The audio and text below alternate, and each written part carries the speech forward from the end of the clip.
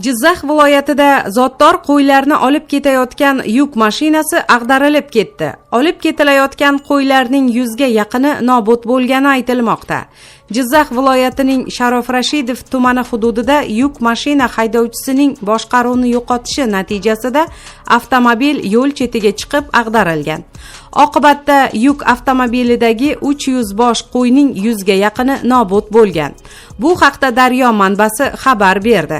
Ta'kidlanishicha, voqea 20-aprel kuni soat 17:00 va 18:00 oralig'ida M39 xalqaro avtomobil yo'lining 971-kilometrida sodir bo'lgan.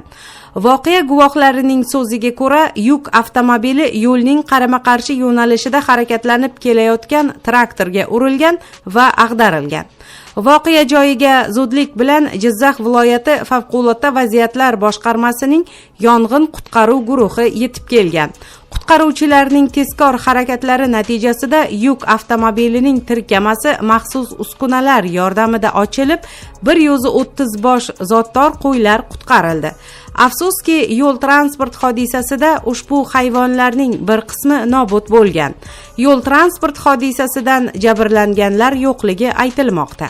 Toshkent viloyatidan qoraxoniylar davriga oid xazina topildi.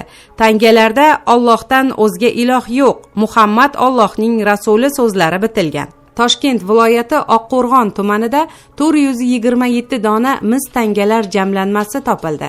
Ma'lum qilinishicha, tangalar tumanning Shohrukuya mahalla fuqarolar yig'ini Hosildor mahallasining janubidagi Sirdaryoning o'ng qirg'og'ida joylashgan Shohrukuya arxeologik yodgorligining daryoga tutash jarligidan shu yerli fuqaro tomonidan topilgan.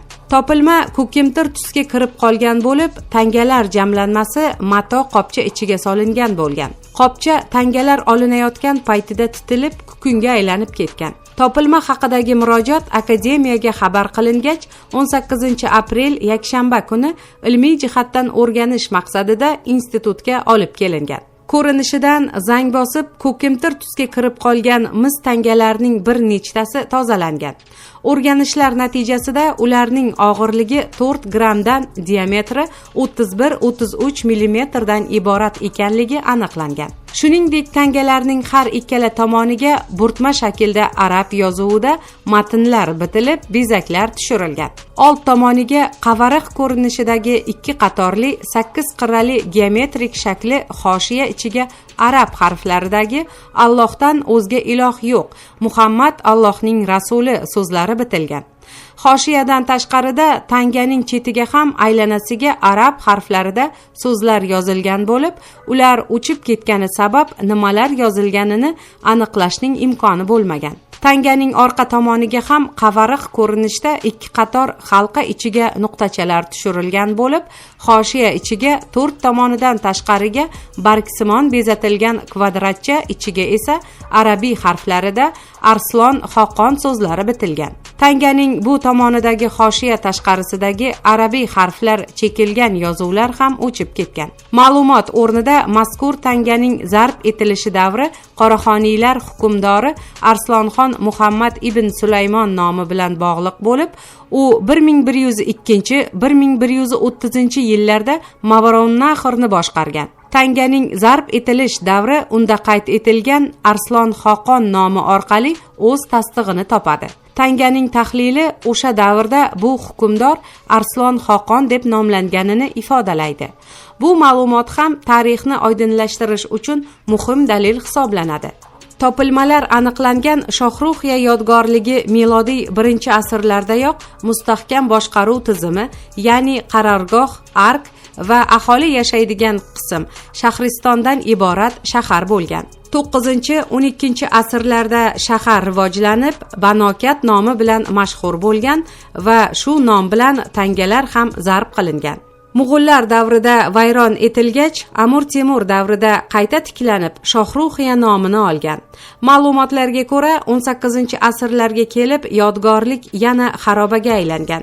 Ushbu shahar o'z vaqtida janubdan Toshkent vohasiga kirib kelinadigan karvon yo'lini va Turonning shimoliy o'lkalari nazorat qilinadigan Qo'rg'on shahar vazifasini bajargan. Shaharning o'sha davr aholisi orasidagi savdogar yoki amaldorlar bu topilgan tangalarning egasi bo'lishi ehtimoli mavjud.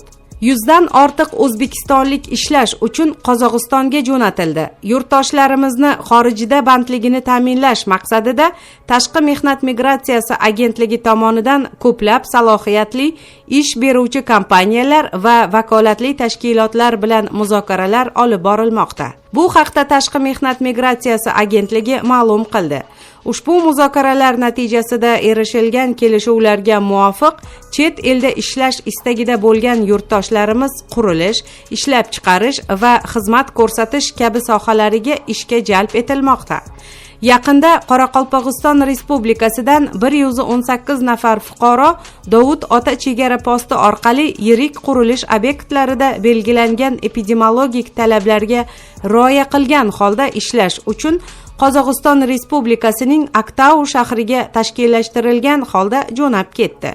Fuqarolarga xorijda ishlash davrida qiyin hayotiy vaziyatga tushib qolgan vaqtda huquqiy yordam ko'rsatishga yo'naltirilgan tarqatma materiallar berildi. Shahrisabzdagi Oqsaroy majmuasiga kirish pulli bo'ldi. Shahrisabz davlat muzey qo'riqxonasi bosh direktori Nabi Xushvaqov ijtimoiy tarmoqlarda Oqsaroy majmuasiga kirish uchun pul talab qilinayotgani, bu pullar qonuniy asosda olinayotganiga shubha uyg'onayotgani haqida tarqalgan xabarlarga oydinlik kiritdi.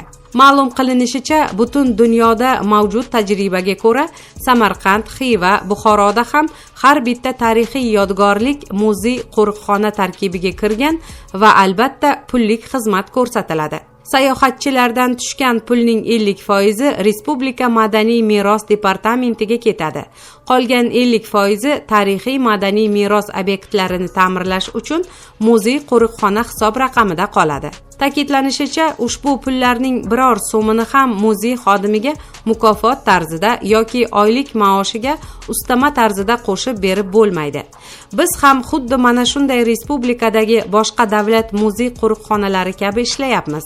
O'zingiz o'ylab ko'ring, Samarqanddagi Registon, Bebixonim maqbarasi yoki Go'ri Amir daxmasiga bepul kirib bo'lmaydi-ku, deydi Nabi Xushvaqov. Xushvaqovning ta'kidlashicha, Shahrisabzda faqat muzey qo'riqxonaga kirish uchun pul to'lanadi.